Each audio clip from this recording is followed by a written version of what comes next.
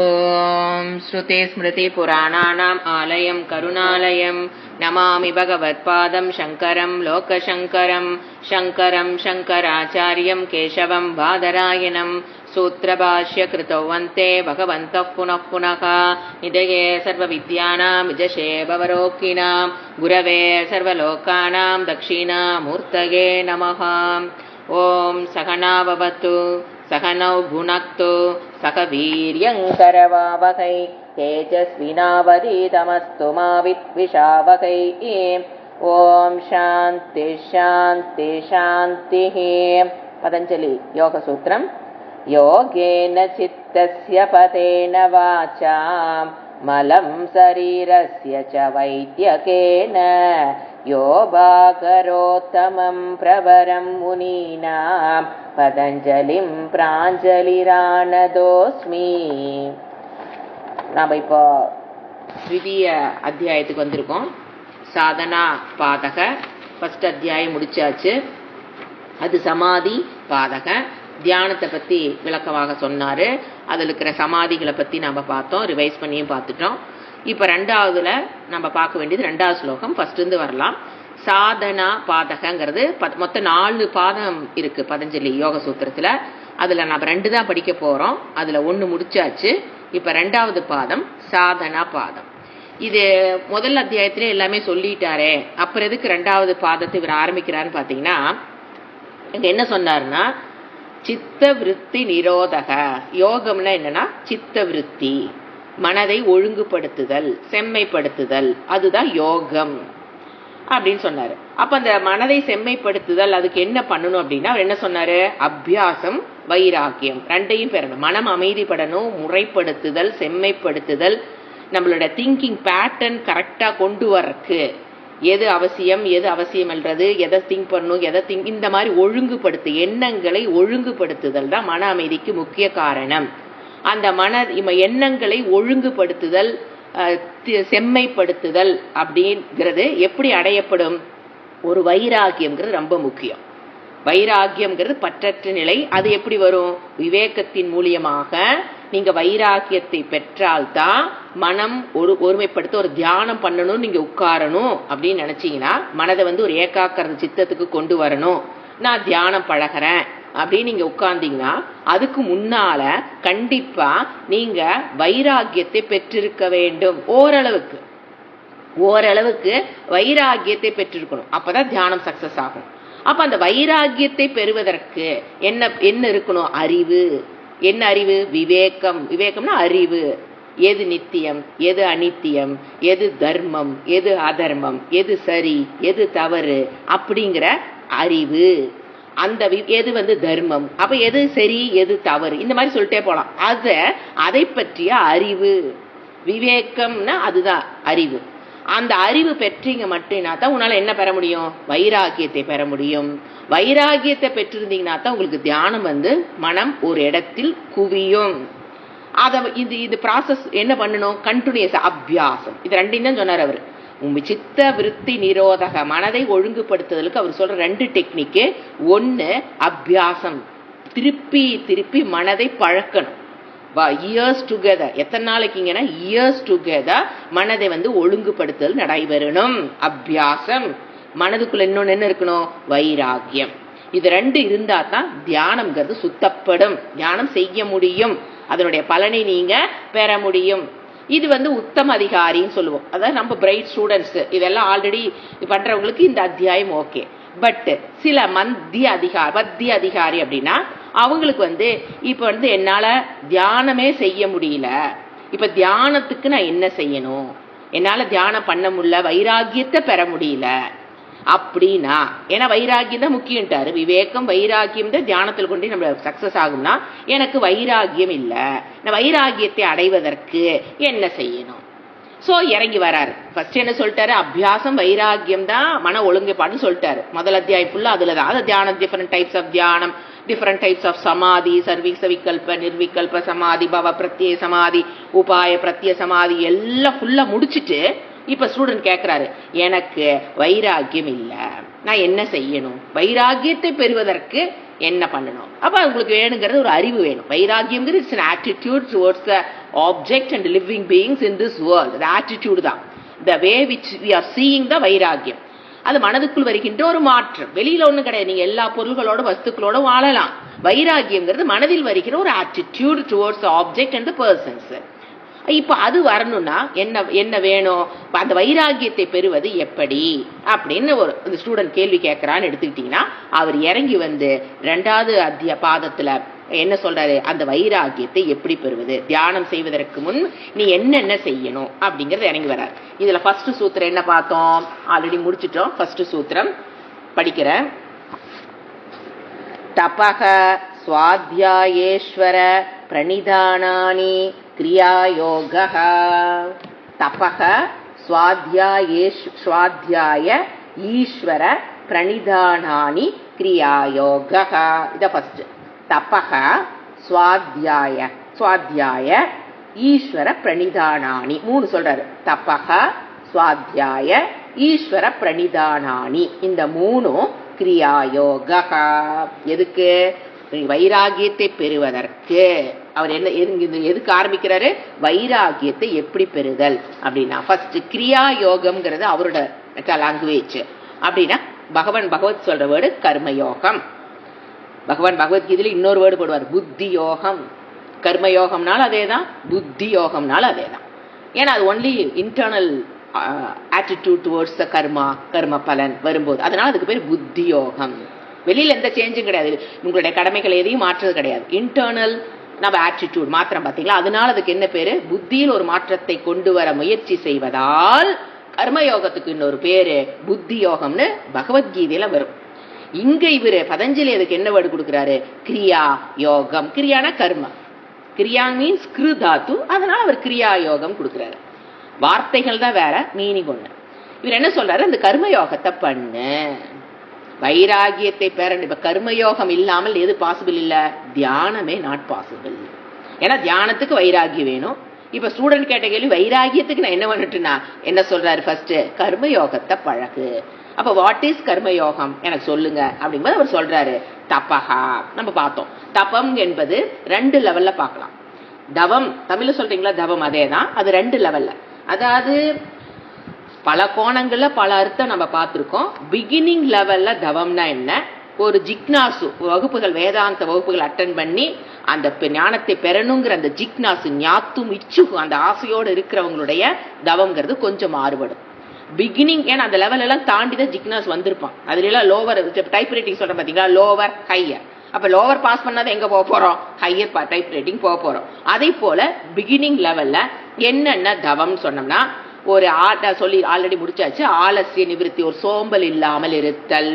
எப்பவே மனது அந்த சோம்பல் நிலைக்கு, உடலோ மனமோ சோம்பி இருக்கிறதுக்கு விடக்கூடாது. ரெஸ்ட்ங்கிறது வேறீங்க, சோம்பல்ங்கிறது வேற.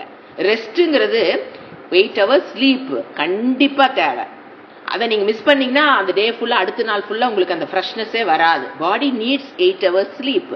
ஈஸ்வரா படைப்பு அப்படிதான்.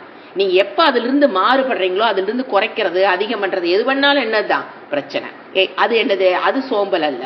கொடுத்துட்டு மறுபடியும் ஒரு எந்த வேலை செய்யும் போது ஒரு உத்வேகம் இல்லாமல், இன்ட்ரெஸ்ட் இல்லாம, ஏனோ தானான்னு இருக்கிற மாதிரி இல்லாம லைஃப பாத்துக்கணும். சோம்பல் இல்லாமை, அது என்னது, தவம்.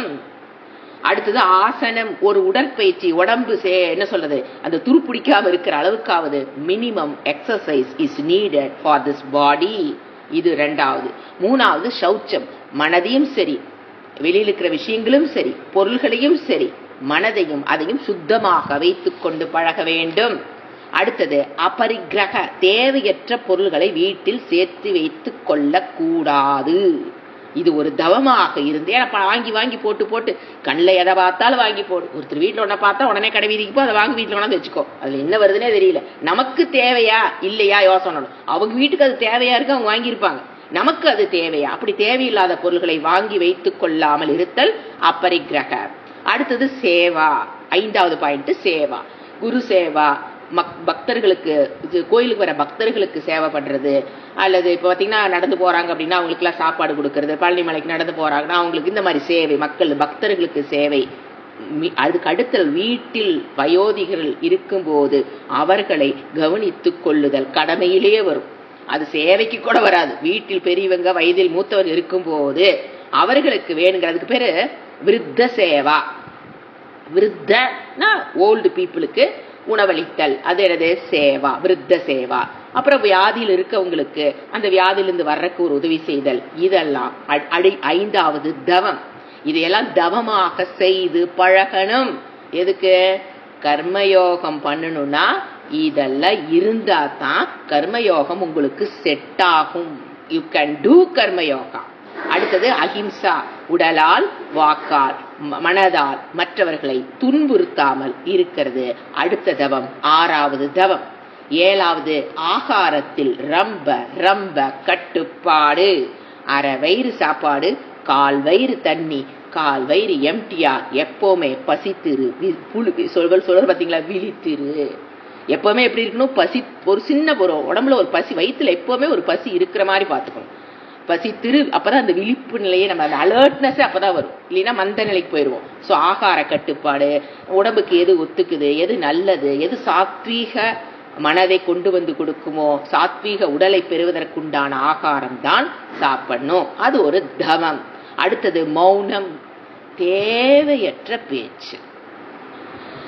அது கண்டிப்பாக நம்மளுடைய மனதை சஞ்சலப்படுத்தும் என்பதில் டவுட்டே கிடையாது. ஸோ மௌனம். அடுத்தது யாத்திரைனா, ஒரு யாத்திரை போய் பழகிறது, அதாவது உடம்புக்கு எக்ஸசைஸ் மாதிரியும், இறைவனைக்கு ஒரு சொல்றது நடந்து போறேன் நான் கோயிலுக்கு நடந்து போதல், இந்த மாதிரி யாத்திரைகள் செல்வது, இதெல்லாம் என்னவா செய்யணும்? தவமாக. ஏங்க இதெல்லாம் ஏன் பிசிக்கல்? இப்ப நான் இதை 2 விதமா செய்யலாம். நான் நடந்து போறேன், வாக்கிங் போறேன், அது for exercise, that is not தவம். நான் இறைவனை பற்றிய ஞானத்தை பெறணும்னா எனக்கு என்ன வேணும்? வைராகியத்தை பெறணும். தியானம் பண்ணணும்னா வைராகியத்தை பெறணும். வைராகியத்தை பெறணும்னா நான் இந்த தவம் பண்ணணும். கர்மயோகத்துல ஃபர்ஸ்ட் ஸ்டெப் தவம். இந்த தவத்தை பண்ணணும்னு இறைவன் சொல்லியிருக்காரு, பதஞ்சலி சொல்றாரு. அதனால நான் இறங்கும் போதுதான் அது என்ன ஆகுது? அந்த எக்ஸசைஸ் பிகம்ஸ் தவம். இல்லைன்னா வெறும் மெக்கானிக்கல், வித்தவுட் பிரிங்கிங் ஈஸ்வரா இன்டு யுவர் ஆக்ஷன்ஸ் நீங்க பண்ணினீங்கன்னா அந்த action only mechanical, it is not தவம். புரிஞ்சுங்களா? இதெல்லாம் கண்டிப்பா. இப்ப தவம்ங்கிற வார்த்தை மட்டும் விளக்கியிருக்கேன். ஃபர்ஸ்ட் சூத்திரத்துல என்ன சொல்றாரு பதஞ்சலி? வாட் இஸ் கர்மயோகம்? ஃபர்ஸ்ட் என்ன சொல்றாரு? தவம். இப்ப நான் சொன்னதெல்லாம் தவமாக இருந்து கற்றுக்கொள்ள வேண்டும். அடுத்தது சுவாத்தியாயம். சுவாத்தியாயம்னா வாச்சிக்க. இதெல்லாம் என்னது? வாச்சிக்க தவம்னு சொல்லுவோம். சுவாத்தியாயம்ங்கிறது வாச்சிக்கம்னா வாக்கால் செய்யக்கூடிய ஒரு தவம் தான் சுவாத்தியாயம். என்னென்ன நீங்க பண்றீங்க? மந்திர ஜபம் பண்றமா இல்லையா? மந்திர கிளாஸ் போகுது இல்லைங்களா? இப்ப ஸ்ரீ சூக்தம், மேதா சூக்தம் இதெல்லாம் படிக்கிற பாத்தீங்களா? ருத்ரம், புருஷ சூக்தம், ருத்ரகணம், பஞ்சருத்ரகணம், எத்தனையோ இருக்கு. அச்சித்திரம், எத்தனையோ இருக்கு. அதெல்லாம் என்ன சொல்றது? ஓதுதல் பேர். படிக்கிறதுன்னு சொல்லக்கூடாது, பாடுறதுன்னு சொல்லக்கூடாது. வேத மந்திரத்தை என்னைக்குமே ஓதுதல். அத்தியாயம்னா ஓதுதல். இதத்தான் ஔவையார் சொல்லி வச்சாரு. ஓதாமல் ஒரு நாளும் இருக்க வேண்டாம் அப்படின்னு சொன்னது அர்த்தம் இதுதான். அதை பண்ணணும். அல்லது குருமுகேன உட்காந்து சாஸ்திரத்தை படனம் பண்றது, சாஸ்திரத்தை காதுல கேட்கறது, அதுல வர டவுட்லாம் கிளியர் பண்றது, அல்லது ஜபம் பண்றது. ஒரு பிரணவ ஓம்கார ஜபம் பண்ணலாம். மந்திர ஜபம்னா என்ன தெரியும் உங்களுக்கு? இப்போ இதையெல்லாம் பண்றது. அடுத்து இதெல்லாம் சுவாத்தியாயம். வச்சுங்களா? இதெல்லாம் இப்ப நீங்க பாத்தீங்கன்னா சுவாத்தியாயத்திலேயே உங்களுக்கு எது வருது? மந்திரம், ஸ்லோகம், எது வேணா எடுத்துக்கலாம். ஸ்லோகம், மந்திரம், குருமுகேன உட்காந்து சேன் பண்ணி காமிக்கிறது, அல்லது கிளாஸ் கவனிக்கிறது, எல்லாமே எங்க வந்துடும்? எது சுவாத்தியாயமாகும்? வேத மந்திரத்தினுடைய மீனிங்க புரிஞ்சுக்கிறதும் சேன் பண்றதும் சுவாத்தியாயமா எடுத்துக்கலாம். வச்சுங்களா? அடுத்தது ஈஸ்வர பிரணிதானம். இதுதான் நம்ம போன கிளாஸ், இது வரைக்கும் நம்ம லாஸ்ட் கிளாஸ்ல பார்த்திருக்கோம். இதுதான் புதுசு. இப்ப இந்த கிளாஸ்ல பார்க்க வேண்டியது ஈஸ்வர பிரணிதானம். லவ் அண்ட் அஃபெக்ஷன் டுவர்ட்ஸ் பகவான்.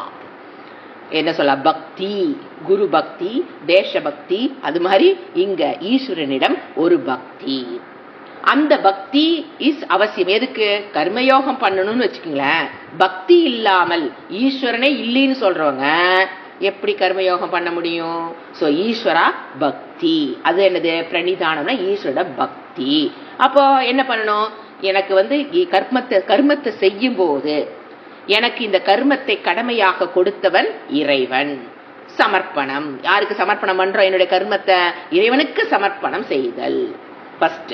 இது வந்து ஜஸ்ட் நம்ம லிசன் பண்ணி அந்த ஞானத்தை பெற்று நோட்ஸ் எழுதி வைக்கிறதுனால மட்டும் அடையப்பட முடியாது. It should be in your practical life. Day to day life, ஒவ்வொரு மூச்சு காற்றிலும் கர்மயோகத்தை பழக்க வேண்டும். அதை நீங்க வந்து கிளாஸ்ல கேட்கறது வேற, பிராக்டிக்கல் லைஃப் வேற, அதெல்லாம் கிடையாது. This is practical.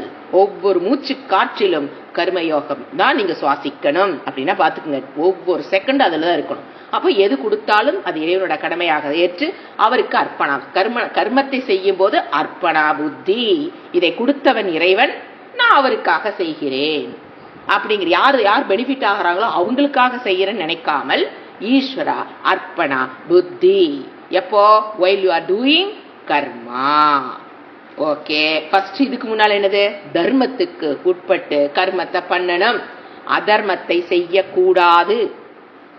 அடுத்தது ஈஸ்வரா அர்ப்பணா புத்தி. அடுத்தது பிரசாத புத்தி. மூணாவது டெபினிஷன் ஃபார் கர்மயோகம் பிரசாதி. ஏன்னா ஈஸ்வர பிரணிதானத்தில் இதெல்லாம் வரும். பிரசாத புத்தினா நீங்க ஒரு கர்மத்தை பண்ணினதுக்கு அப்புறம் அதுக்கு உங்களுக்கு உண்டான கர்ம பலன் நம்மை நாடி வரும்போது அதை ஈஸ்வரிடம் இருந்து வருவதாக ஏற்றுக்கொள்ள வேண்டும். சில சமயம் பிடித்திருக்கலாம், சில சமயம் பிடிக்காமல் இருக்கலாம், சில சமயம் கஷ்டத்தை கொடுக்கும், சில சமயம் துக்கத்தை கொடுக்கும், சுகத்தை எது வேணா கொடுக்கலாம் கர்ம பலன். அதை பிரசாதமாக ஏற்றுக்கொள்ள. பிரசாதமா ஏற்ற no murmuring, no agitation, acceptance. என்ன கர்ம பலன் வந்தாலும் அதை எப்படி அக்செப்ட் பண்ணிக்கிறது? அக்செப்ட் பண்ணிக்கோனா இறைவனிடமிருந்து வருதுங்க போது கோயில் கொடுக்கிற பிரசாதத்தை எப்படி கண்ணில் ஒத்தி வாங்கிக்கிறோமோ அதை போல் நாம செய்யறதுக்குண்டான கர்ம பலன் வரும்போது பிரசாத புத்தியாக ஏற்றுக்கொள்ளுதல் தான் ஈஸ்வர பிரணிதானம். ஈஸ்வர அர்ப்பணா பசு தர்மத்துக்கு உட்பட்டு பண்ணுதல், அர்ப்பணா புத்தி, பிரசாத புத்தி. இதுதான் ஈஸ்வர பிரணிதானம். இவர் என்ன சொல்றாரு? திஸ் இஸ் கர்மயோகம். தவம், ஸ்வாத்தியாயம், ஈஸ்வர பிரணிதானம் is கிரியாயோகம். This is language of Patanjali. வச்சுக்கலாம். இப்ப நம்ம என்ன பண்றோம்? அடுத்தது நெக்ஸ்ட் சூத்திரம். இது போன கிளாஸ்ல பார்க்கல, இப்பதான் புதுசா பார்க்க போறோம். ரெண்டாவது சூத்திரத்துல என்ன சொல்றாரு படிக்கிறேன்.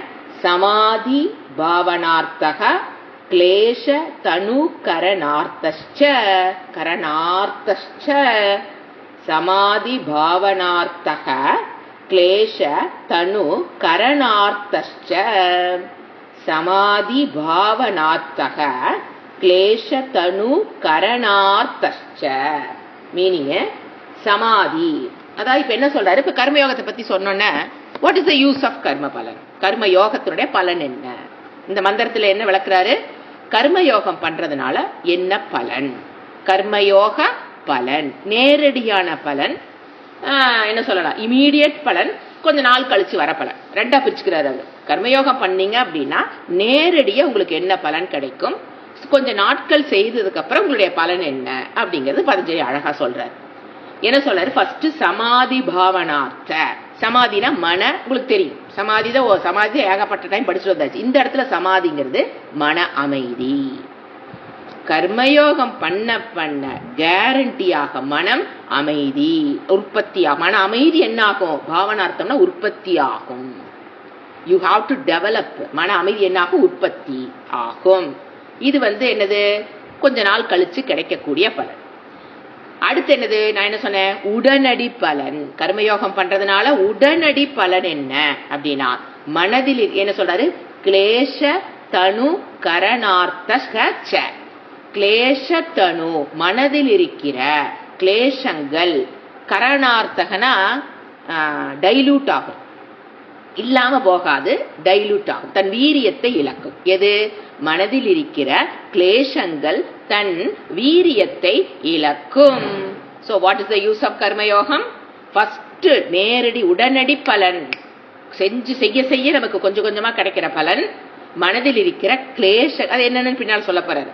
மனதில் இருக்கிற கிளேஷங்கள் டைலூட் ஆகும். என்னாகும்? தன்னுடைய வீக்கெண்ட் ஆகும், தன்னுடைய வீரியத்தை இழக்கும். என்னென்ன கிளேஷங்கிறத பின்னால் சொல்ல போறாரு. ஆச்சுங்களா? அது உடனடியாக கிடைக்கக்கூடிய பலன். எதன் மூலம்? கர்மயோகத்தின் மூலம்.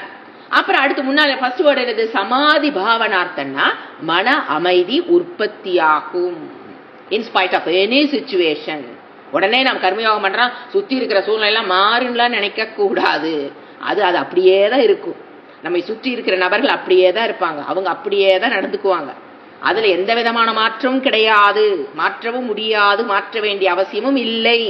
என் மனதுக்குள் மன அமைதி இஸ் கேரண்டீடு. இது பகவான் சொன்னதை பதஞ்சலி கன்ஃபார்ம் பண்றார். அப்படிதான் எடுத்து, இது பதஞ்சலி தானா கண்டுபிடிச்சது அல்ல. கர்மயோகம் பண்ணணும்னா உடனடி பலன் என்ன? மனதில் இருக்கிற கிளேசங்கள் டைலூட் ஆகும், இல்லாம போகும் சொல்லக்கூடாது, டைலூட், தன்னுடைய வீரியத்தை இழக்கும்ங்கிறது உடனடி பலன். அடுத்தது கிரியாயோகத்தினுடைய அவருடைய லாங்குவேஜ் கிரியாயோகம், கர்மயோகத்தினுடைய கிரியாயோகத்தினுடைய அடுத்த பலன் மனம் அமைதியடையும். இப்ப நம்ம என்ன பார்க்கணும்? சூத்திரம் அப்படின்னா என்ன? ஒரே நிமிஷம். இப்ப அடுத்தது 3வது சூத்திரம். இப்ப கிளேசங்கள் சொல்லிட்டாரா? என்னென்ன கிளேசங்கள் அப்படிங்கறத அடுத்த சூத்திரத்தை சொல்லிடுறாரு. மனதில் இருக்கிற கிளேசங்கள் போகும்னு சொன்னீங்களே, மனதில் இருக்கிற கிளேசம்னா என்ன? நமக்கு டவுட் வரும், அது அவருக்கும் தெரிஞ்சு அடுத்த சொல்றாரு.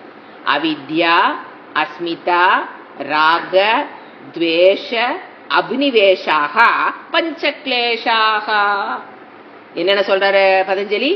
அவித்யா, அஸ்மிதா, ராக, துவேஷ, அபினிவேஷாக, பஞ்சக்லேஷாக.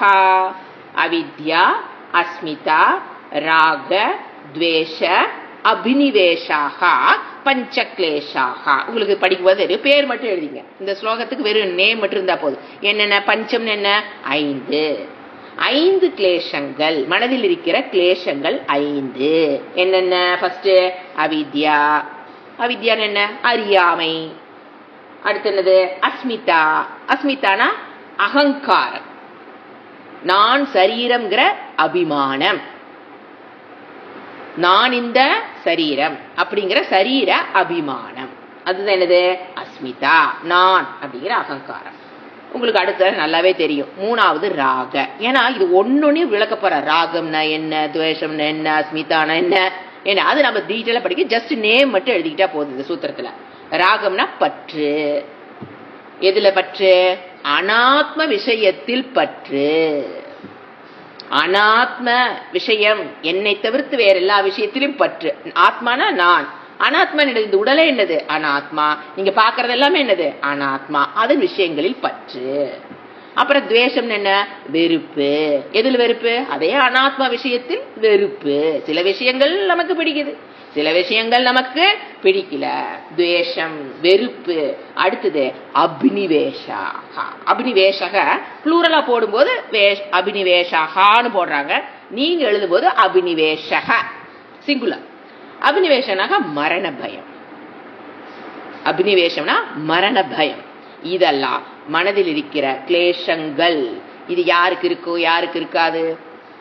மனிதனாக பிறந்த அனைவருக்கும் இருக்கும் கிளேசங்கள். இதை விளக்கிக்கிறவன் மகான், இதோடு வாழ்றவன் சம்சாரி. அவ்வளவுதானே தவிர இது எனக்கெல்லாம் இல்லைன்னு யாருமே சொல்ல முடியாது. எல்லாத்துக்கும் அந்த கிளேசங்கள். ஏன்னா நீங்க உலகத்தோட ஒரு டிரான்சாக்சன் பண்ணும் போதும் ஆட்டோமேட்டிக்கா நீங்க கேட்காமலேயே உங்க மனதில் போய் பதிவது இந்த கிளேசங்கள்.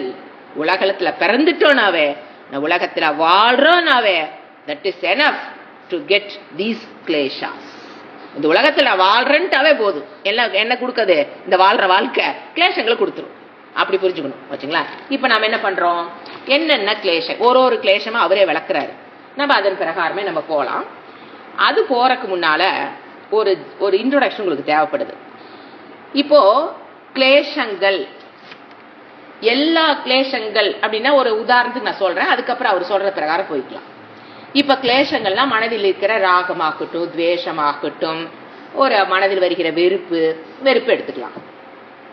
ஒரு ஆசை, ஏன் ஆசைய? அது நமக்கு பூர்ணத்துவத்தை கொடுக்காதனால ஆசைப்படுறது என்னதான்? ஒரு கிளேசம். ஒரு வெறுப்பு என்ன எடுத்துக்கலாம்? கோபம், ஒரு அன்பு, எல்லாமே என்னது? ஒரு கோபம், இந்த மாதிரி இருக்கிறதெல்லாம் அழுக்குன்னு எடுத்து. அன்பு வேண்டாம், கோபம், இந்த மாதிரி நெகட்டிவ் எமோஷன்ஸ், இதெல்லாம் தான் கிளேசங்கள் நம்ம பார்க்கிறோம் இல்லைங்களா. இதனுடைய ஸ்டேஜஸ் என்னங்கிறது இவ பதஞ்சலி விளக்கி சொல்றாரு. இப்போ என்ன எடுத்துக்கலாம்? ஒரு வெறுப்பு எடுத்துக்கலாம். எப்படி உங்களுக்குள்ள அது டெவலப் ஆகுது? ஏன்னா ஒரு திருடனை கண்டுபிடிக்கணும்னா அவன் எங்க ஒளிஞ்சிருக்கான்னு கண்டுபிடிக்கணும் இல்லைங்களா. போலீஸ்காரன் நம்ம வீட்டுல வந்து திருடன் திட்டிட்டு போயிட்டான் அப்படின்னா போலீஸ்காரன் முதல்ல யாரை கண்டுபிடிக்கணும்? அவன் இருக்கிற இடம் என்ன, அவன் அங்க போய் தான் பிடிக்க முடியும். நீங்க வீட்டுல உட்காந்து சித்திரனா பிடிக்க முடியாது. சோ அதை போல் வெறுப்பு, கோபம் எது வேணா நீங்க எடுத்துக்கலாம். அது எங்கெங்க எந்தெந்த ஃபார்ம்ல நமக்குள்ள இருந்து டெவலப் ஆகுதுன்னா, இப்போ வெறுப்பு அல்லது கோபம் எதா இருந்தாலும் முதல்ல மனதில் தோன்றா நிலையில், காரண நிலையில் மனதில் இருக்கும். ஃபர்ஸ்ட் அது எங்க இருக்குது? இப்ப நீங்க கோவப்படாம இருப்பீங்க, இப்ப கிளாஸ் போயிட்டு இருக்கு, ஆனந்தமா அனுபவிச்சுட்டு இருக்கலாம், இல்ல சுகமா தூங்கிட்டு இருக்கலாம், அது உங்க பாடு. மொத்தத்துல இப்ப எப்படி இருக்கீங்க? கோபம் இல்ல. ஆச்சா?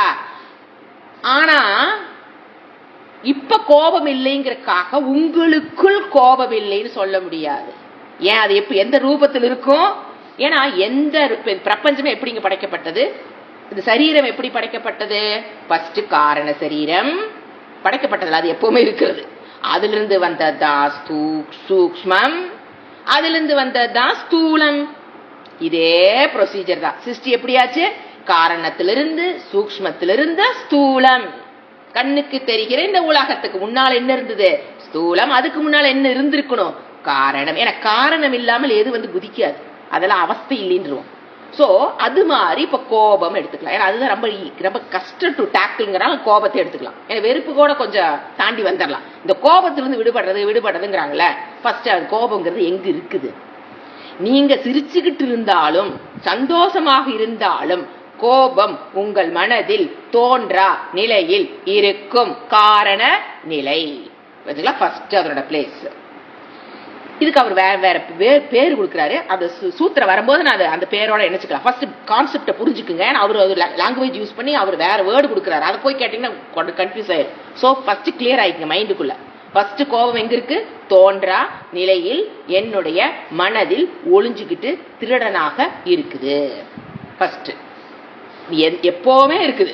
இப்ப கோபப்படுற போது இல்லை, எப்பவுமே இருக்கு. ஆனா எனக்கு தெரியாது, உள்ள இருக்கிறது எனக்கு தெரியாது, மற்றவங்களுக்கும் தெரியாது. நான் சிரிச்சுட்டு தான் இருப்பேன். ஃபர்ஸ்ட். ரெண்டாவது ஸ்டேஜ், இப்போ உங்களுக்கு கோபத்தை தூண்டுகிற ஒரு சூழ்நிலை, ஒரு பேச்சு, ஏதோ ஒன்று நடக்குதுன்னு வச்சுக்கோங்க.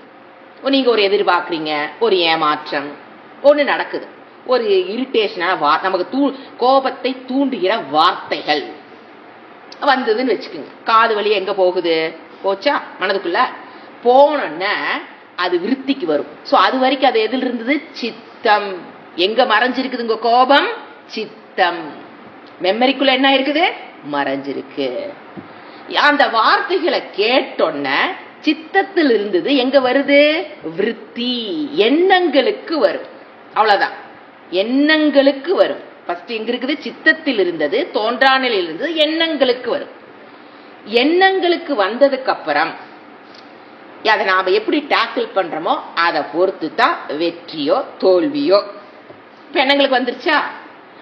அதுக்கு ஃபர்ஸ்ட் என்ன சொல்றது? உதவி கிடைக்காத பொழுது இட் நீட்ஸ் ஹெல்ப். த விருத்தி நீட்ஸ் ஹெல்ப். அப்படின்னு என்னங்க? அதை சப்போர்ட் பண்ணணும். ஹெல்ப் பண்றது என்னங்க? அந்த எண்ணத்தை நம்ம என்ன பண்றது? இஃப் யூ சப்போர்ட் தட் விருத்தி, யூ ஆர் ஹெல்பிங். ஹெல்ப் பண்ணீங்கன்னா தான் அது அங்க நிக்க முடியும். ஏன்னா விருத்தி என்னாச்சு? அடுத்த க்ஷணம் அது ஓடி போயிடும். ஒரு கணத்துல கோபம் வந்தது அப்படின்னா நீங்க அதை ஹெல்ப், நீங்க அதுக்கு சக்தி கொடுக்கலீனா என்ன ஆயிரும்? அது ஓடிடும். நாம் என்ன பண்றோம்? உதவி. அது உதவி இல்லாத நிலையில் இருந்ததுன்னா அது அப்படி காணாம போயிடும். இஃப் யூ டோன்ட் சப்போர்ட், அந்த எண்ணத்தை சப்போர்ட் பண்ணல அப்படின்னா காணாம போயிடும். அந்த அடுத்த நிலைக்கு வராது. நீங்க சப்போர்ட் பண்ணிட்டீங்க, உதவி கொடுத்துட்டீங்க. You are supporting means you are helping. You are உதவி கிடைச்சிருச்சு. அதுக்கு காரணம் அந்த விருத்திக்கு என்ன கிடைச்சிருச்சு? உதவி. கிடைக்காமல் இருந்தா அப்படியே அமுங்கிக்கும். உதவி கிடைத்தா அடுத்த ஸ்டேஜுக்கு வரும். இதெல்லாம் சூக்ஷ்மா நடைபெறுவது. அதுக்கப்புறம் எங்க வரும்? ஸ்தூலத்துக்கு, வெளிப்பாட்டுக்கு வரும். உதவி கிடைச்சு, விருத்தி உதவி கிடைத்தது என்றால் என்ன பண்ணும்? அதுக்கப்புறம் இட் நீட்ஸ், தடைகள் வரக்கூடாது. ஃபர்ஸ்ட் இட் நீட்ஸ் உதவி, ரெண்டாவது தடைகள். இப்ப தடைகள், ரெண்டாவது டிஸ்டர்பன்ஸ் தடை. சப்போஸ் தடை வந்தாலும் உங்களால் அதை வெளிப்படுத்த முடியாது. இப்ப என்ன தடை? நம்மளை விட பெரியவங்க, என்ன பண்ண முடியும்? நீங்க உள்ள சப்போர்ட் பண்ணி அதை பெருசு பண்ணிட்டீங்க. யூ சப்போர்ட் தட் விருத்தி, அது நல்ல உதவி பெற்றுச்சு உங்ககிட்ட. ஆனா வெளிப்படுத்த முடியல. ஏன் தடை என்ன? நம்ம விட பெரியவங்க வார்த்தை பேச, ஒரு போலீஸ்காரன் வச்சுக்கலாமே, பெரியவங்க வேண்டாம், போலீஸ்காரர்கிட்ட நம்ம என்ன பண்ண முடியும்? நம்மளுடைய அந்த கோப எண்ணத்தை வெளிப்படுத்த முடியாத போது என்ன ஆகுது? அப்படியே அமங்கும். தடை வந்ததுனால அமுங்கிக்கும். தடையும் இல்ல, ஃபர்ஸ்ட் உதவி கிடைச்சிருச்சு, ரெண்டாவது அதை வெளிப்படுத்துவதற்கு எந்த தடையும் இல்லை அப்படின்னா அடுத்து 4வது ஸ்டேஜ் வரும். எது ஸ்தூலமா எல்லாம் வரும், வார்த்தைகள், அப்புறம் பேச்சு, அடிக்கிறது, உதைக்கிறது எல்லாம் நடைபெறும். இது எனது கடைசி ஸ்டேஜ். 4 stages in கோபம், 4 stages in வெறுப்பு, 4 stages in ஆசை, எல்லாமே இந்த 4 stages தாங்க வரும். சொன்ன பதஞ்சலி மாதிரி நம்ம மனசை புட்டு வைக்கிறக்கு இன்னொரு ஆள் கிடையாது. அதனாலதான் பாருங்க, எந்த கிருஷ்ண பகவானே இத பத்தி பேசல. அவர் மரியாதை, அவர் சொன்ன விஷயத்தை திருப்பி நான் சொல்றேன்னு சொல்லக்கூடாது. ஏன்னா நீ அங்க போய் படிச்சுக்கோ, புரிஞ்சுதுங்களா? கோபம் எது வேணா எடுத்துக்கல, நீங்க எமோஷன்ஸ் எது வேணா எடுத்துக்கங்க. ஃபர்ஸ்ட் எப்படி இருக்கும்? தோன்றா நிலையில் இருக்கும். வெறுப்பும் அதே தான். நான் ஒரு எக்ஸாம்பிளுக்கு நான் கோபத்தை எடுத்துக்கிட்டேன். நீங்க அந்த மாதிரி எல்லாமே எடுத்துக்கலாம். மனதுக்குள்ள உங்களுக்கு வெறுப்பு இருக்கா? இருக்கு. இப்ப ஜஸ்ட் இப்ப இருக்கு. ஆனா என்ன இருக்கு? வெளிப்படாம திருடனா ஒளிஞ்சிட்டு இருக்குது. ஃபர்ஸ்ட். ரெண்டாவது, அதுக்குண்டான சூழ்நிலை வரும்போது வெளிப்படும். வெளிப்படும் போது நீங்க உதவி பண்ணீங்கன்னா அடுத்த ஸ்டேஜுக்கு போகும், உதவி பண்ணீங்கன்னா அதோட அமுதுக்கும். அதுக்கடுத்து தடை இருந்தாலும் வெளிப்படாது. எப்படி வெளிப்படும்? தடை இருந்தாலும் வெளிப்படாது. தடையும் உதவியும் கிடைச்சிருச்சு, தடையும் இல்லைனா எட்ரா சாட்டைய ஆடிடா. யாரு? நம்மளோட சின்ன பசங்க. அதுக்குதான் நம்ம அடிக்க முடியும். போலீஸ்காரனை போய் அங்க அடிக்க முடியும்? பணம் 500 கூட 600 கூட கொடுத்துட்டு மொனட்டு தான் வருவோம். அங்கேயே வெளிப்படுத்த முடியாது, கோபத்தையே வெளிப்படுத்த முடியாது. ஏன்னா அவன் போலீஸ். அவங்ககிட்ட போய் வாய் விட்டோம்னா என்ன அடுத்து உள்ள கொண்டு உட்கார வச்சிருவான். அப்ப என்ன பண்ணுவோம்? அது என்னது? தடை. புரிஞ்சுங்களா? உதவிங்கிறது நம்ம மனசுக்கு நாம கொடுக்குற உதவி, தடைங்கிறது வெளியிலிருந்து வர்றது. சோ இதெல்லாம் கிளீனா இருந்ததுன்னா எது? ஃபர்ஸ்ட் உள்ள இருந்தது ஒரு இப்ப என்ன வரணும்? உள்ள இருக்குது, நல்ல சூழ்நிலை அமையும் போது, நல்லதா கோபத்தை வெளிப்படுத்திக்கிற சூழ்நிலை வரும்போது, அது உள்ள இருந்து வெளிவரும்போது அதுக்கு உதவி கிடைக்கணும், சப்போர்ட் பண்ணணும்னா அடுத்த தடை டிஸ்டர்ப் பண்ணு சில இடத்துல. அந்த தடை இல்லைன்னா 4வது ஸ்டேஜ் கோபம் பிசிக்கலா வெளிப்படாது, ஸ்தூலம். அப்பதான் அது எங்க வருது? ஸ்தூலமாக உங்க ஃபேஸ் ஒரு மாதிரி மாறும். இதுதான் கோபத்தினுடைய வெளிப்பாடு. மூஞ்சி மாறும். சில பேருக்கு கோபம் அழுவாச்சி வருது, மூஞ்சி எல்லாம் செவந்து, மூக்கெல்லாம் செவந்து, இதெல்லாம் ஸ்தூல வெளிப்பாடு. அடிக்கிறது, உதைக்கிறது, உடம்புல ஃபேஸ்லயே பாத்தீங்கன்னா ஒரு மாற்றம் வரும். இதெல்லாம் ஃபைனல் ஸ்டேஜ். எதை தாண்டிச்சு? 3 ஸ்டேஜ் தாண்டிச்சுன்னா கடைசியில வர ஸ்டேஜ் 4th ஸ்டேஜ். இப்ப என்ன சொன்ன? இந்த first stage, second stage, 3rd stage, 4th ஸ்டேஜுக்கு பதஞ்சலி ஒரு மெட்டா லாங்குவேஜ், அவர் ஒரு லாங்குவேஜ்ல சொல்றாரு. அது என்னன்னு அடுத்த சூத்திரத்துல, இத கான்செப்ட் வச்சுன்னா அடுத்த சூத்திரம் புரியும். என்னன்னு பார்க்கலாம். 4வது சூத்திரம். அவித்யா க்ஷேத்ரம். சரி, 4வது சூத்திரம். இப்ப 3வது புரிஞ்சுங்களா? அவித்யா, அஸ்மிதா பேர் மட்டும்தான். ராக, துவேஷ, அபினிவேஷ, இதெல்லாம் பஞ்சக்லேஷாக. இது எப்படி வெளிப்படும்? அவித்யா க்ஷேத்ரம் இதரேஷாம் பிரசுப்த தனு விச்சின்ன உதாரணா. இந்த 4 பேர் சொன்ன பாத்தீங்களா? அந்த 4 ஸ்டேஜ் சொல்றாரு. இது என்ன சொல்றாரு? அவித்யா க்ஷேத்ரம் உதரேஷாம் பிரசுப்த தனு, அப்படி பிரிச்சுக்கணும். பிரசுப்த தனு விச்சின்ன உதாரணாம். அவித்யா க்ஷேத்ரம் உத்தரேஷாம் பிரசுப்த தனு விச்சின்ன உதாரணாம். இந்த 4 ஸ்டேஜ். ஃபர்ஸ்ட் ஸ்டேஜுக்கு பேரு பிரசுப்த. 2வது ஸ்டேஜ் நீங்க தமிழ்ல மாத்த முடியாதுங்க. பிரசுப்தனா பிரசுப்த தான் படிச்சாகும். ஏன்? It's the language of Patanjali. நம்ம அவருக்கு மரியாதை கொடுக்கணும் இல்லைங்களா? அதுக்கு ஒரு தமிழ் ஆக்கமெல்லாம் பண்ணி வெளிப்படாத அப்படிலாம் சொல்லக்கூடாது. பிரசுப்தனா பிரசுப்த. நீங்க வேணா இங்கிலீஷ்ல வேணா first stage, second stage, 3rd stage மனசுக்குள்ள ஈஸியா பதவி வச்சுக்கிட்டு, பட் இந்த வேர்ட்ஸ் ஞாபகப்படுத்திக்கணும். இது அவருக்கு நாம கொடுக்குற மரியாதை. ஏன்னா ஃபர்ஸ்ட் ஸ்டேஜ் சொல்லவே கூடாது, புரியறதுக்காக நம்ம அதை சொல்றோம். பட் என்னதான் அது? பிரசுப்தா. செகண்ட் ஸ்டேஜுக்கு பேர் என்ன? தனு. 3rd ஸ்டேஜுக்கு பேர் என்ன? விச்சின்ன. 4th ஸ்டேஜுக்கு பேரு உதாரணா. புரிஞ்சுங்களா? பிரசுப்த தனு விச்சின்ன உதாரணம். இப்ப மீனிங் எழுதிக்கலாம். அவித்யா க்ஷேத்ரம் 5 கிளாஸ் சொன்னாரா? அதுல அவித்யை தான் மூல காரணம். மத்த 4க்கும் அவித்யைன்னு ஃபர்ஸ்ட் சொன்ன பாத்தியா? அதுதான் அறியாமையே மூல காரணம். அவித்யா க்ஷேத்திரம்னு என்னது? மூல காரணம். எதுக்கு? மத்ததுக்கு எல்லாத்துக்கும். மத்ததெல்லாம் என்னென்ன மறந்துடக்கூடாது. அஸ்மிதா, ராக, துவேஷ, அபினிவேஷ, இந்த 4க்கும் அவித்யாதான் மூல காரணம். அடுத்து என்ன சொல்றாரு? இந்த உத்தரேஷம் இவை அனைத்திற்கும் எதுக்கு? அஸ்மிதா, ராக, துவேஷ, அபினிவேஷ, இந்த 4க்கும் 4 நிலையில் வெளிப்படும். எது? இந்த 4ம் அஸ்மிதா, ராக, துவேஷ, அபினிவேஷத்துக்கு ஒன்னொன்னுக்கும் 4 நிலைகள் உண்டு. அந்த 4 நிலைகள் பேர் என்ன? அதான் சொல்ற. பிரசுப்த, தனு, தனு, விச்சின்ன, உதாரணம். என்னன்னு விளக்குறேன். இப்ப என்ன சொல்ற? இப்ப என்ன நம்ம புரிஞ்சுக்கணும்? இந்த 4 நிலைகள் உண்டு. எதுக்கு இந்த 4? அவித்யாங்கிற முதல்ல விட்டுருங்க, ஏன்னா அதுதான் மூல காரணம். இப்ப அவித்யாலிருந்து வர்றது என்னது? அஸ்மிதா. அவித்யானுடைய ப்ராடக்ட் தான் என்னது?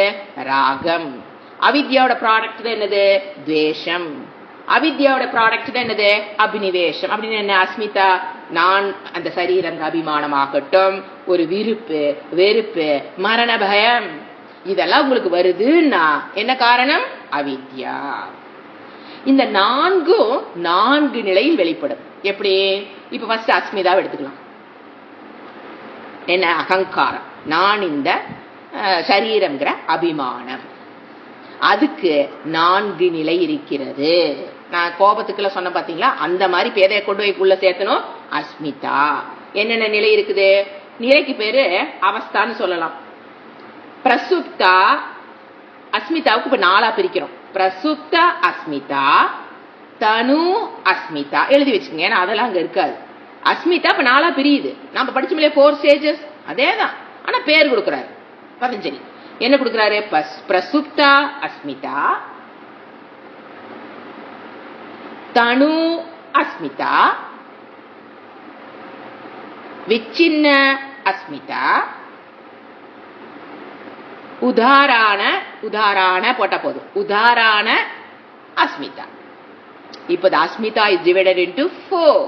அஸ்மிதானா அகங்காரங்க, கன்ஃபியூஸ் ஆயிக்க வேண்டாம். அஸ்மிதானா நான் இந்த சரீரம்ங்கிற எண்ணம், அவ்வளவுதான். அபிமானம். அது 4 ஸ்டேஜஸ். சோ என்னது? பிரசுப்தா அஸ்மிதா, தனு அஸ்மிதா, விச்சின்ன அஸ்மிதா, உதாரண அஸ்மிதா. இப்ப அடுத்து நீங்களே சொல்லலாம். ராகம் 4 ஸ்டேஜஸ். பிரசுப்த ராகா, தனு ராக, விச்சின்ன ராக. ராகம் என்னங்க? விருப்பு. விருப்புங்கிறதுக்கு 4 ஸ்டேஜ். ஃபர்ஸ்ட் பிரசுப்த ராக, தனு ராக, விச்சின்ன ராக, உதாரண ராக. சோ பிரசுப்தன் என்னது? காரண நிலையில் மறைந்திருப்பது. தனுனா சித்தத்திலிருந்து விருத்திக்கு வந்தாச்சு, உதவி கிடைக்காம இருக்கிற நிலை. அடுத்து விச்சின்னம்னா தடையோடு கூடிய நிலை. தடை இருந்துனா வெளிப்பட முடியாது. 4வது ஃபுல்லா வெளிப்பட்டுறது, வெளிப்பட்ட நிலை. ஃபர்ஸ்ட் ஸ்டேஜ் வெளிப்படாத நிலை, கடைசி ஸ்டேஜ் வெளிப்பட்ட நிலை. இது 2க்கு நடுவுல 2 ஸ்டேஜ் இருக்கு. ஒன்னு உதவி, இன்னொன்னு தடை. இது 2 இல்லைன்னா தான் 4ஆவது ஸ்டேஜுக்கு போகும். உதவி கிடைக்கலினாலும் அதோட அமுதுக்கும், தடையா இருந்தாலும் அதோட அமுதுக்கும். இந்த 3 கிராஸ் ஆனா தான் எங்க வரும்? நம்ம பாக்குற கோபப்பட்டாங்க, ஆசைப்படுறாங்க, ஒரு பொருள் மேல ஆசைப்படுறோம், ஒரு புடவை போய் வாங்குறோம் அப்படின்னா அது வாங்குறதுக்கு முன்னால இதெல்லாம் நடந்திருக்கும். ராகம். அதுக்கு ஸ்டேஜ் என்ன? அதுக்கு பேர் என்ன? பிரசுப்தா ராகா, தனு ராகா, விச்சின்ன ராகா, உதாரண ராகா. அடுத்து என்ன? துவேஷம். இப்ப நீங்களே சொல்லலாம். துவேஷம்னா வெறுப்பு. வெறுப்புக்கு 4 நிலை. என்னென்ன வரும்? பிரசுப்தா துவேஷா, தனு துவேஷா, விச்சின்ன துவேஷா, உதாரண துவேஷா. அப்படின்னு என்ன? பிரசுப்தனா வெறுப்புங்கிறது உள்ள வெளியில் வராம இருக்கிற ஒரு ஸ்டேஜ். அதுக்கப்புறம் உதவி இல்லாத நிலை, அதுக்கப்புறம் தடைகளோடு இருக்கிற நிலை, அதுக்கப்புறம் வெளிப்பட்ட நிலை வெறுப்பு. அந்த வெறுப்புல தான் என்ன வரும்? வார்த்தைகள் வருவது, பிசிக்கல் லாங்குவேஜ், பாடி லாங்குவேஜஸ் எல்லாம் காமிக்கிறது. அது ஸ்தூலம். இந்த 3 என்னது? சூக்ஷ்மம். ரெண்டுமே ஃபர்ஸ்ட் ரெண்டும் தான் ஸ்தூலம், ரெண்டாவது தடை பாத்தீங்கன்னா வெளியில இருந்து வரதுனால அது ஸ்தூலமாவே எடுத்துக்கலாம். சோ 4 ஸ்டேஜ்ல ஃபர்ஸ்ட் 2 சூக்ஷ்மம், கடைசி 2 ஸ்தூலம்னு வச்சுக்கலாம். துவேஷத்துல 4 ஆச்சா, அடுத்து என்னது அபினிவேஷா. உங்களுக்கு தெரியும் இப்போ பிரசுப்த அபினிவேஷம்னா மரண பயம். யாருக்கு எப்ப மரண சேவை சொல்ல அவங்களுக்கு மரண பயம். நம்ம எல்லாத்துக்குள்ளயும் என்ன இருக்குது, மரண பயம் இருக்கு. எனக்கு தோன்றா நிலையில் உள்ள இருக்குது, அவங்களுக்கு தோன்றிட்டு புலம்பிட்டு கிடக்குறாங்க. இதுதான் வித்தியாசம். எனக்கு மரண பயம் இல்லைன்னு யாரும் சொல்ல முடியாது. எல்லாத்துக்கும் மனதிற்குள் மரண பயம் வெளிப்படாத நிலையில் இருக்கும். ஏன் என்ன இருக்கு நம்ம கிட்ட, சொத்து, அவித்யா. அவித்யா இருந்ததுன்னா எது எது தவிர்க்க முடியாது, அஸ்மிதாவையே நீங்க தவிர்க்க, நானா இந்த சரீரங்கிறதையும் தவிர்க்க முடியாது. விருப்பில் இருந்தும் விடுபட முடியாது, வெறுப்பில் இருந்தும் நீங்க விடுபட முடியாது, மரண பயத்திலிருந்தும் நீங்கள் விடுபட முடியாது. ஏன் யார் சோர்ஸ், அவித்யா. சோ இது எப்படி வெளிப்படுது, அபினிவேஷா, பிரசுப்த அபினிவேஷா, தனு அபினிவேஷா, விச்சின்ன அபினிவேஷா, உதாரண அபினிவேஷா. அப்பிரசுப்தனா உள்ள மறைஞ்சிருக்கிற மரண பயம், அதுக்கப்புறம் அதுக்குண்டான சூழ்நிலை வரும்போது வெளியில வந்து அது உதவி நேடும். அப்புறம் தடை இல்லாத நிலை, அதுக்கப்புறம் வெளிப்பட்ட நிலை. வெளிப்பட்ட என்னது, ஐயோ எனக்கு பயமா இருக்குன்னு 10 பேர்த்திட்ட ஃபோன் பண்றேன் பாத்தீங்களா, அது வெளிப்பட்ட நிலை மரண பயம். ஐயோ நான் செத்து போயினா என்ன பண்றது. இது வந்து பாத்தீங்கன்னா வயதான காலத்தில் ரொம்ப அதிகமா சூக்ஷ்மத்திலிருந்து ஸ்தூலத்துக்கு வந்துடும். ஏன்னா சின்ன வயசுல பாத்தீங்கன்னா நிறைய வேலைகள் நம்ம எங்கேஜா இருக்கிறதுனால அது உள்ள தூங்கிட்டு இருக்கும், எழுப்பாத நிலையில் இருக்கும். வயதாக எம்டி ஆக மைண்ட்ல அந்த ரெஸ்பான்சிபிலிட்டிஸ் எல்லாம் குறைய உடம்புல ஒரு நோய் வர என்ன ஆகுது, ஆட்டோமேட்டிக்கா சூக்ஷ்மத்திலிருந்து ஸ்தூலத்துக்கு தானா வர்றதுனாலதான் வயசானவங்க எதுக்கு கத்துறாங்க, எதுக்கு டென்ஷன் ஆக நம்மளால ஏன் கண்டுபிடிக்க முடியலன்னா மரண பயம் அவங்களை ஆட்டும். அது அவங்களுக்கு சொல்ல தெரியாது, என்னன்னு சொல்ல தெரியாது. பட் எதை கேட்டாலும் தப்பு, எதை சொன்னாலும் தப்பு, எப்படி நடந்தாலும் தப்பு, இப்படி செஞ்சாலும் தப்பு, செய்யலினாலும் தப்பு சொல்லிட்டே இருக்காங்க பாத்தீங்களா. அதனோட ரூட் காஸ் மரண பயம். ஒரு சின்ன நோய் வந்திருந்தா கூட, ஒரு சளி காய்ச்சல்னா கூட எங்க போயிடுறாங்க அவங்க, டெத் ஆயிருமோ, இல்லாமல் போய் விடுவேனோ, மரண பயம். அவங்களுக்கு என்ன இருக்குது, சொத்து, அவித்யாங்கிற சொத்து வச்சிருக்காங்க இல்லையா. அந்த சொத்து இருக்க வரைக்கும் அதோட ப்ராடக்ட் வாடகை வந்துட்டு தானே இருக்கும். வீடு வாடகை கட்டி விட்டு வச்சுக்கல, மாசான வாடகை வருது இல்லையா. அவித்யாங்கிறது என்னது, நான் கட்டி வச்ச வாடகை விடுற வீடு, அதுல இருந்து மாசான என்ன வரும், வந்துகிட்டு தானே இருக்கும். மரண பயத்தை தவிர்க்க முடியாது. இதுதான் இவர் இப்ப என்ன சொன்னாரு, இந்த சூத்திரத்துல என்ன சொன்னாரு, மீனிங் திருப்பி பார்க்கலாம். 4வது சூத்திரம் தான் வந்திருக்கோம். அவித்யா கஷேத்திரம், அதுதான் மூல காரணம். எதுக்கு, உத்தரேஷம். மத்த எல்லாத்துக்கும், மத்த 4 5 சொன்னா உனக்கு கிளேஷம்னு, அது அவித்யா விட்டுரு. மத்த 4க்கும் காரணம் அவித்யா. எது, அஸ்மிதா படிச்சோம் இல்லைங்களா, ராக, துவேஷ, அபினிவேஷ. இந்த 4க்கும் காரணம் அவித்யா. இந்த 4ம் 4 விதத்தில் வெளிப்படும். அஸ்மிதா 4 விதமாக வெளிப்படும், ராகம் 4 விதத்தில் வெளிப்படும், துவேஷம் 4 விதத்தில் வெளிப்படும், அபினிவேஷம் ஆல்சோ 4 விதத்தில் வெளிப்படும். அதுதான் 4வது சூத்திரம். அடுத்து என்ன பார்க்கணும், 5.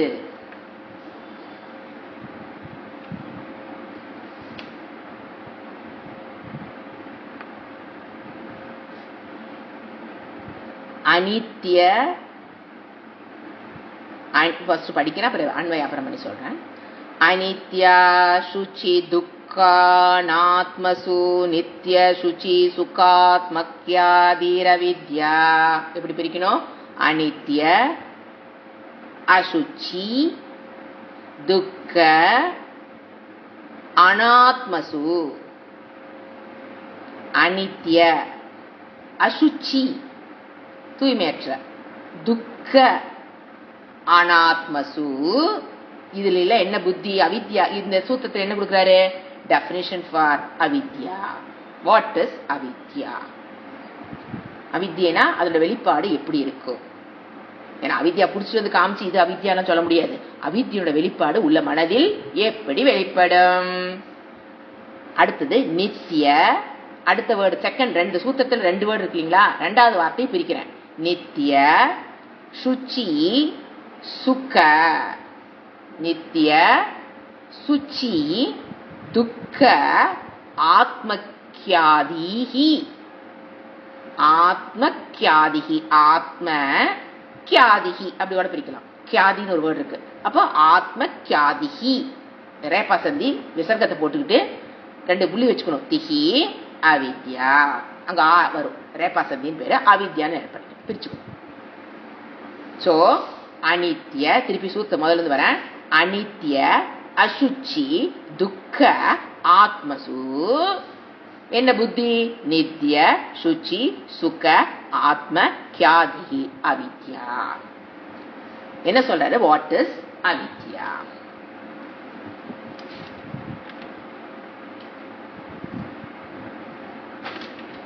அனித்ய first word meaning word by word meaning கொடுக்குறேன். அனித்ய நிலையற்றதை அதோட பேர் வேர்டு அடுத்து ஃபர்ஸ்ட் வேர்டு இருக்கிற வேர்டுக்கு செகண்ட் வேர்டு இருக்கிற லெட்டர்ஸ் நம்ம ஜாயின் பண்ணணும். அவித்யான என்னன்னா அனித்ய நிலையற்றதை என்ன வேர்டு ஜாயின் பண்ணிக்கிறாங்க? நித்திய நிலையானதாக. அவித்யா இருக்கிறவங்க எப்படி நினைச்சுக்குவாங்க? நிலையற்றதை நிலையானதாக. புரியுதுங்களா? இங்க இருக்கிற வேர்ட்ஸோட அங்க ஒட்டி ஜாயின் பண்ணணும். அனித்தியத்தை எங்க ஒட்டி ஜாயின் பண்ணணும்? நித்திய. அப்போ நிலையற்றதை. அனித்தியம் என்ன? நிலையற்றதை நிலையானதாக. அவ்வளவுதான். கமா. அடுத்து என்னது? அசுச்சி தூய்மையற்றதை. அங்க என்ன ரெண்டாவது வேர்டு? சுச்சின்னு இருக்கும் பாருங்க. இங்க அசுச்சி அங்க சுச்சி. அப்போ தூய்மையற்றதை தூய்மையானதாக. கமா. தூய்மையற்றதை அசுச்சி சுச்சி. அனித்திய நித்திய அசுச்சி சுச்சி. அடுத்து மூணாவது வேர்டு என்ன? துக்க. துக்கத்தை அங்க என்ன பேர் வேர்டு? சுகம். துக்கத்தை சுகமாக. துக்கத்தை சுகமாக. அடுத்தது அனாத்மசுகு அனாத்மாவை இந்த உடலை ஆத்மா ஆத்மாவாக. அனாத்மாவை என்னவா எடுத்துக்கிறது? ஆத்மாவாக. கியாதிகி அடுத்த வேர்டு சொன்னா கியாதிகினா கொல்வது எண்ணுவது எடுத்துக்கிறதுன்னு சொல்ல பாத்தீங்களா? அப்படி எடுத்துக்கிறதுன்னு சொல்ல கொல்வது அப்படி எடுத்துக்கொள்வது அறியாமை. அறியாமையினுடைய வெளிப்பாடு. சோ எனக்குள்ள அறியாமை இருக்கா இல்லையா எப்படி தெரியும்? இதெல்லாம் தான் வெளிப்பாடு. இங்க என்ன பண்ணுவோம்? என்னென்ன பேர்? நிலையற்றதை நிலையானதாக பார்ப்போம். எல்லாத்துக்கும் உதாரணம் கொடுக்கிறேன். தூய்மையற்றதை தூய்மையானதாக பார்ப்போம். துன்பத்தை இன்பமாக சுகத்தை தருவதாக பார்ப்போம். அனாத்மாவை ஆத்மாவாக கொள்வதே அப்படி நீங்க வச்சுக்கிறதே அதுக்கு பேர் அறியாமை.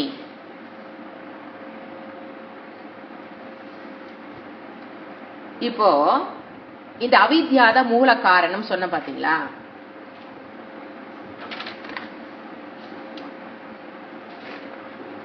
அதுக்கு ஒரு உதாரணம் போன சூத்திரத்துக்கு இன்னொரு உதாரணத்தை பார்த்து நம்ம இந்த சூத்திரத்துக்கு வரலாம். இப்போ அவர் என்ன சொல்றாரு? இப்ப கோபம் மட்டும் எடுத்துக்கணும் இல்லைங்களா? அதோட சொல்யூஷன் என்ன நம்ம பார்க்கலாம். ஏன்னா அது அப்படி போகுது, என்ன ரூட்ல போகுதுன்னு பார்த்தோம். அந்த ரூட்ல போகாம இருக்கிறதுக்கு என்ன நான் சொல்லாம விட்டுட்டு வந்துட்டேன். அந்த ரூட் எப்படி போகுது? உங்களுக்குள்ள கோபங்கிறது காணாத நிலையில் இருக்குது, அதுக்கு உதவி பெறணும், அதுக்கப்புறம் அதுக்கு சப்போர்ட் தடை இல்லாமல் இருந்தால் சப்போர்ட் பிளஸ் தடை இல்லாமல் இருந்தால் வெளிப்பட்டுதுன்னு பார்த்தோம். இதை குறைக்கிறதுக்கு என்னங்கிறத நம்ம அங்க ஒரு எக்ஸ்ட்ரா பாயிண்ட் இது இங்க அவர் அதை சொல்லல, பட் இங்க ஆச்சாரியர்கள் அந்த இடத்துல ஹிண்ட் கொடுத்துருக்கனால நம்ம அதை பார்த்துட்டே போறோம். என்ன சொல்றாங்க ஆச்சாரியர்கள்? இப்போ மனதில் சித்தத்தில் இருக்கிற கோபத்தை தூக்கி எறிய முடியாது. It is not possible. யாருனாலே முடியாது. எப்பேற்பட்ட மகானாக இருந்தாலும் சித்தத்தில் இருக்கிற கோபத்தில ஒண்ணு அடிக்கும். ரப்பர் அதுக்கு ஒரு ரப்பர்ல இறைவன் கண்டுபிடிச்சு கொடுக்கல. எப்படி என்ன சொன்னாரு? சக்ஷுஷு ஒரு ஸ்பெஷல் கண்ணை கொடுத்து விஸ்வரூப தரிசனத்தை பாடுற அர்ஜுனன் அப்படின்னு அர்ஜுனன் கொடுத்த மாதிரி அப்படியெல்லாம் கிடையாது. சோ அது உள்ள இருக்கும். என்ன நடக்குதுன்னு பாருங்க. இப்போ அது உங்களுக்கு கோபம் வருகின்ற ஒரு சூழ்நிலை வந்துருச்சு அப்படின்னா அந்த என்ன சொல்லுது? அந்த ஒரு பிரகிருதியில் லயம் அடைந்தவன் அந்த என்ன சொல்றது? அந்த ஒரு தியானத்தில் தன்னை கட்டுக்குள் தன் மனதை தன் கட்டுக்குள் வைத்தவன் அப்படி வச்சுக்கலாம். ஞானின்னு சொல்ல வேண்டாம், மனதை தன் கட்டுக்குள் வைத்தவன். எதன் மூலியமாக? தியானத்தின் மூலியமாக. மனதை தன் கட்டுக்குள் வச்சவன் என்ன பண்ணுவாரு? அவனுக்கு பேர் பிரகிருதி லயம் சொல்லுவோம். பிரகிருதி லயம்னா அந்த சமாதி நிலைக்கு வந்தவன், அந்த மனதை தன் கட்டுக்குள், நான் சொன்னா மனம் கேட்கும், மனதை கரணமாக யூஸ் பண்ண தெரிஞ்சவங்கன்னு வச்சுக்கலாம். அந்த மாதிரி இருக்கிறவங்க என்ன பண்ணுவாங்க? அந்த சித்தத்துல ஒரு சூழ்நிலை வந்துருச்சு, அவங்களுக்கு அதே சூழ்நிலை வரும். எது? கோபத்தை தூண்டுகிற சூழ்நிலை வந்தோன்ன கண்டிப்பா சித்தத்தில் இருப்பது விருத்திக்கு வந்துதான் தீரும். அது ஈஸ்வரா சிருஷ்டி, அதை யாரும் மாத்த முடியாது. அவங்களுக்கு உள்ளது நடைபெறும். எங்கிருந்து? சித்தத்திலிருந்து விருத்திக்கு வந்துடும். ஆனா அந்த என்ன சொல்ற, அந்த பிரகிருதி லயமடைந்தவன், அந்த தியானத்தின் மூலியமா மனதை 100% தான் தன் தட்டுக்குள் கொண்டு வந்தவன் அந்த இடத்திலேயே சுவிட்ச் ஆஃப் பண்ணிடுவார். மனதை என்ன பண்ணுவார்? என்ன விருத்தி வர? You are not allowed in my thought அப்படின்னு என்ன ஆகும்? அவர் என்ன பண்ணிடுவார்? அந்த இடத்துலயே அதை ஆஃப் பண்ணிடுவார். யாரது? இந்த விருத்தி ரூபத்துக்கு வரும்போது அவர் அதை தடுத்து விடுவார். யாரு? இந்த பிரகிருதி லயமடைந்தவர் அல்லது மனதை தன் கட்டுக்குள், சித்த விரோதம் படிச்சு பாத்தீங்களா, அந்த மாதிரி தியானத்தில் ஒரு கட்டுக்குள் வந்தவர் அந்த இடத்துல ஆஃப் பண்ணிடுவார். இது அடுத்தது 2வது ஸ்டேஜ். அது எங்க கட்டுப்படுத்தணும் தெரியுங்களா? இப்ப அதுக்குள்ளே வந்துருச்சு. எது? சித்தத்தில் இருந்தது விருத்திக்கு வந்துருச்சு. அடுத்த 3வது ஸ்டேஜுக்கு போகாமல் இருப்பது யாருன்னா யோகி. அதாவது தவம். தவத்தின் மூலியமாக நம்ம சொல்றோம் இல்லையா, தவம் தவம் தவம்னா அந்த தவத்தின் மூலியமாக எண்ணத்தில் எது உதவி பெறாத நிலைக்கு கொண்டு வருவது யாரோட வேலை? அதுக்கு உதவியே கொடுக்க மாட்டார், அந்த எண்ணத்துக்கு உதவியே பண்ண மாட்டார். யாரு? அந்த ஃபுல் கண்ட்ரோல் வச்சவர், தன் மனதை தன் கட்டுக்குள் வைத்தவர். அந்த உதவியே கொடுக்க மாட்டார், அது அங்கே அடைஞ்சிடும். இப்போ அது உதவி கிடைச்சிருச்சு. அப்ப எங்க வந்துருச்சு? அது அடுத்த 3வது ஸ்டேஜுக்கு வந்துருச்சு, தனுவை தாண்டி வந்துருச்சு. அப்படின்னா இந்த யோகியானவன், தவம் செய்பவன், தான் கோபப்படத்தை கட்டுப்படுத்தணுங்கிற அங்கதான் ஆக்ட் பண்ணியா, அங்கதான் வேலை செய்வான். தவத்தை மேற்கொண்டு கோபத்தை கட்டுப்படுத்தணும்னு நினைக்கிறவன் எங்க வேலை செய்யணும்? 3வது ஸ்டேஜ். என்னன்னு? அதற்கு தடை விதிப்பா. அது எப்படி தடை எப்படி விதிக்கிறது? கோபப்படுறது அறிவு வேணும்.